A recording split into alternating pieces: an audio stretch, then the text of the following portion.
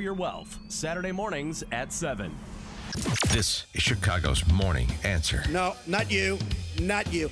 Your organization's terrible. On AM 560. You are fake news. The Answer. Top of the morning, Dan and Amy. Come across some interesting things on the Twitter, on the social media that the kids like so much.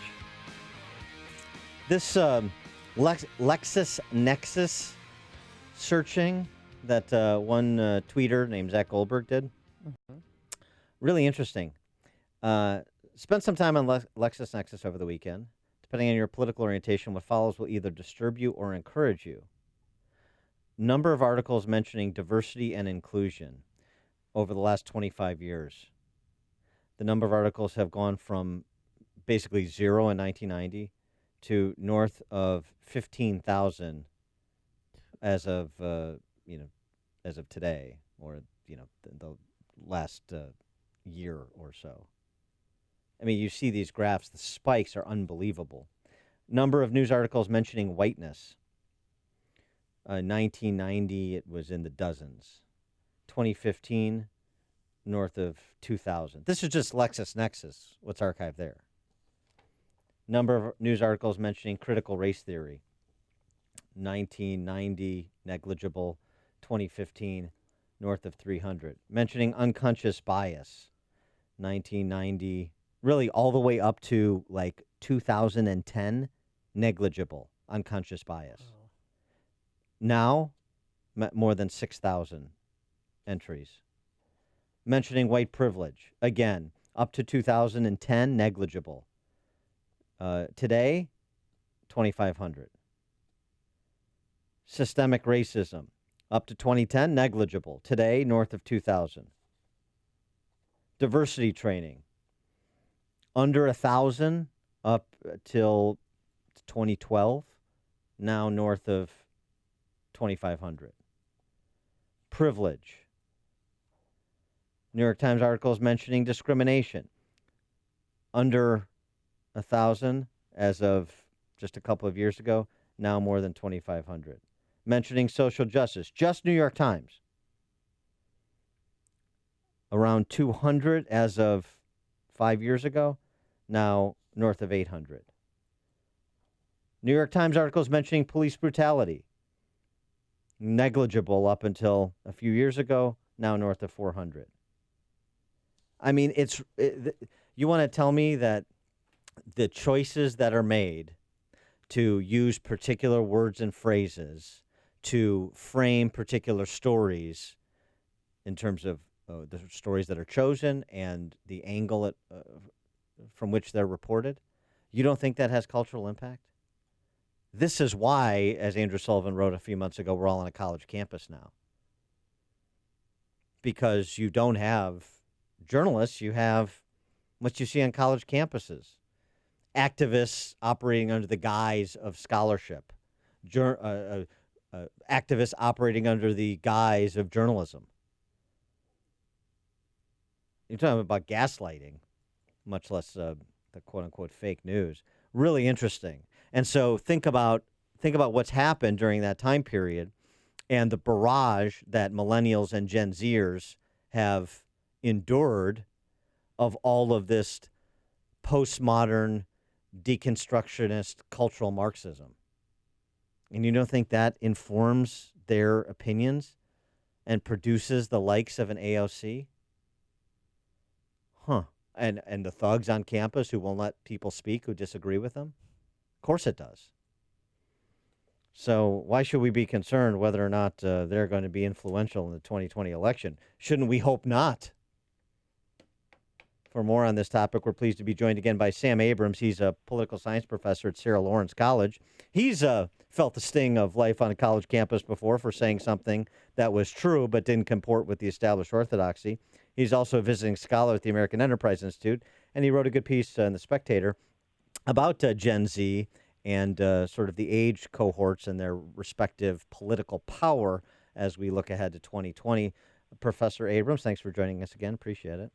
Thanks for having me.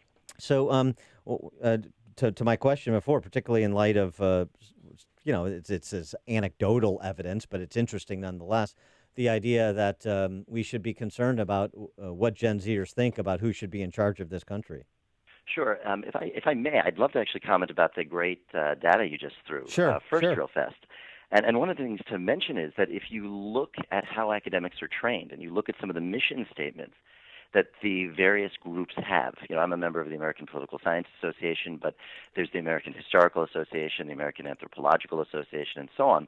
A significant number of the areas that I like to call the harm studies, these would be the sociologies, the various area studies, and so on. They're not neutral anymore, to your point about how the language has changed. I mean, if you look at anthropology and history in particular, they seek to right what they perceive to be past injustices. It's not just we're going to tell the story, we're going to understand it.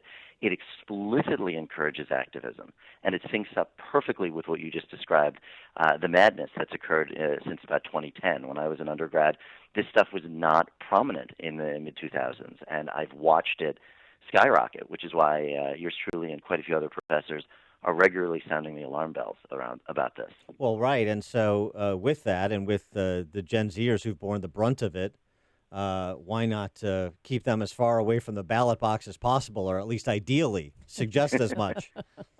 So, this new data that I have, and I want to thank the NORC at the University of Chicago, being a Chicago station, we ran a big national survey looking at a big swatch of Americans and American life. And the data surprised me.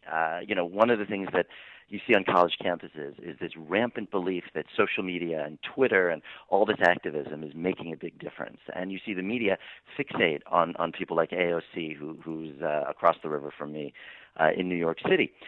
To your listeners and to America generally, the news here, though, is that despite that narrative, it doesn't hold up to real empirical scrutiny. It turns out that younger generations, despite, again, that perception, don't talk as much about politics as older generations. Mm-hmm. They don't engage. They are a little bit more active on social media sites on the whole, but they don't donate. They're not attending rallies. And this really, really surprised me, which is why I felt it was important to mention. For example, let's see here. About 30% of boomers, people who are their parents, attend political rallies, protests, speeches, campaign events, whereas just about 15 to 17% of these Gen Zers do that. So on the whole, you're looking at about a third of older folks, and then a little under 20% of younger folks. That's not a huge number, despite the fact the media represents it as such. And do your students think that there is an age problem in America? I mean, look who's the top contenders, obviously, Joe Biden, Bernie Sanders. These people are old. They're older than their grandparents, right? Yes, exactly right. I mean, if Biden is elected president, he'll be 78. If Sanders is elected president, he'll be 79. If Trump is reelected, he'll be 75, all older than our oldest president to date, Ronald Reagan. They're very, very scared of this. They don't feel these folks represent them, even though they may, flock to people like Bernie. But again, what's interesting is when you point out that you need to actually put boots on the ground, you need to engage in the real world, that doesn't seem to be happening. They look at you as if you're a deer in the headlights. What do you mean you need to donate and volunteer? This is a worldview that's very, very hard. If you ask them to do an Instagram story, no problem. But if it actually involves putting a day out there of hard work and talking to people, it's something that they look at you with a very strange face. Well, so part of what may be happening then is an over-extrapolation from high-profile events. The things break apart because Heather McDonald is speaking on the campus at Berkeley, and it gets a lot of coverage, or a Middlebury professor gets mugged by a student that gets a lot of coverage. But those students that are engaged in that activity are representative of a very small fraction of their cohort, is essentially what I'm hearing. I think that's right, although I want to sound an alarm here that I think it's getting worse. So to your point, I do think that whether it's at NYU or Iowa or around the University of California system, or even with me at Sarah Lawerence, these are still not, overwhelmingly dominant events in the higher education landscape whatsoever. However, we do have this mimicry that's happening, and to your point about the language, the more the language enters the regular discourse, the more we talk about harm and privilege and opportunity, and the more people begin to internalize this victim language, the more you're going to see people riled up. And through social media, they're able to see and hear from others and other campuses, and you're going to give people more and more ideas. It's going to spread. So, I do worry that it's going to get a lot worse. I hope it doesn't. I hope, there's some adults in the room who can step up and say we need to have proper discourse. Claremont McKenna is doing that. It looks like Berkeley is trying to do that. It looks like Wesleyan is trying to do that. We'll just have to see. Middlebury tried to do that after Charles Murray about 2 years ago and the riots there. Unfortunately, they failed a couple of months ago with a speaker they had brought in from Poland. Mm-hmm. But I think it's very important that the general populace and those of us who work in the academy say, hey, wait a minute. We need to stop this. Let's be the adults, and this sort of victim culture needs to be checked very carefully. Well, one of the other things is concern. One of the other things that I think is concerning, in addition to what you described, is these Gen Zers right now may be about as active as previous generations of young people because they don't have skin in the game. Mm-hmm. But that's going to change over the next decade, and so when they do have skin in the game, from what vantage point are they going to be coming to the table to become more active, to become more engaged, and to become more influential? And, it's funny, I live in New York. I'm in Boston now, but I regularly hear from friends in various firms, whether they're law firms or financial services firms, that this is already becoming an issue. Mm-hmm. Demands are being made about what can be said, what cannot be said, what has to be served when they get their free lunches, what sort of accommodations need to be made regularly. So I think you're absolutely right. When the skin in the game becomes deeper or more of a piece of the pie, this language may pervade into the general consciousness. And as you said, we may end up all living in a university bubble, which I don't think bodes well for the future of this country. No, I don't think so either. He is Sam Abrams, professor of political science at Sarah Lawrence College, visiting scholar at the American Enterprise Institute, and you can check out his piece on Gen Z at spectator.us, which I'll tweet out. Professor Abrams, thanks as always for joining us. Appreciate it. Thanks for having me. Appreciate it. Take care. And he joined us on our turnkey.pro answer line. It's news, opinion, insight. This is Chicago's Morning Answer on AM 560. The Answer.